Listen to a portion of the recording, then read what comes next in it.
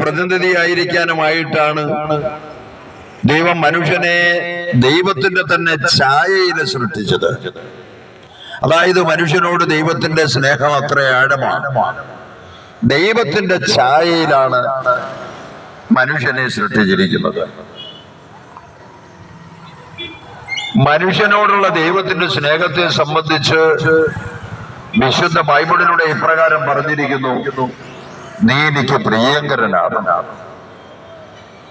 നീ എനിക്ക് ബഹുമാന്യനാണ്, നീ എനിക്ക് അമൂല്യനാണ്. അമൂല്യൻ എന്ന് പറഞ്ഞാൽ പകരം വെക്കാനാവാത്ത വിധം മറ്റൊന്നില്ലാത്ത അത്രയേറെ ശ്രേഷ്ഠമായിട്ടാണ് ദൈവം മനുഷ്യനെ കാണുന്നതും ബലമതിക്കുന്നതും ബഹുമാനിക്കുന്നതും. അവിടുന്ന് തുറന്ന് ഇപ്രകാരം മനുഷ്യനെ കുറിച്ച് പറഞ്ഞു: ഈ മലകളെല്ലാം അകന്നു പോയാലും